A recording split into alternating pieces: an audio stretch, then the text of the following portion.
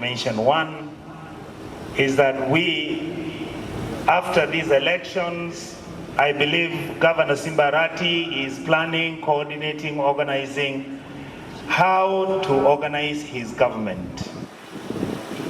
Ningependa kuwauliza watu wetu wa Kisii, tafadhali mpatie governor muda kidogo ajizoeshe, aanze kujua tabia zenu, aanze kuelewa vile mnavyotaka.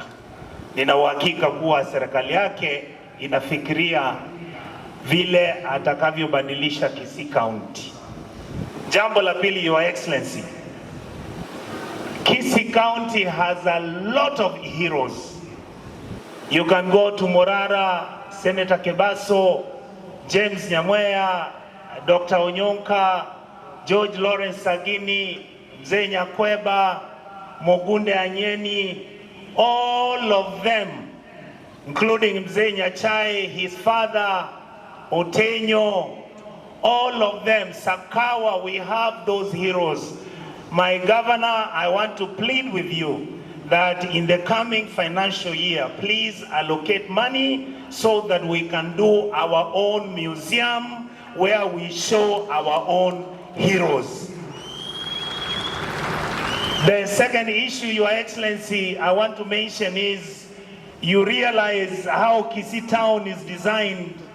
If you look, Governor Arati, you will not see a single name of somebody from Kisii who has been named under all these streets that you see here.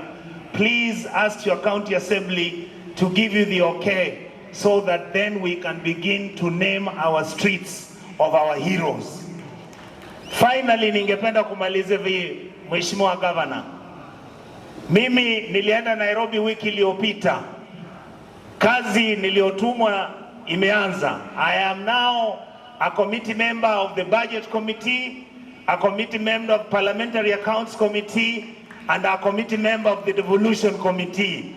Your Excellency, when the members of the County Assembly come to ask you, please allow them to have the ward fund, because that is what Parliament, the Senate, is recommending.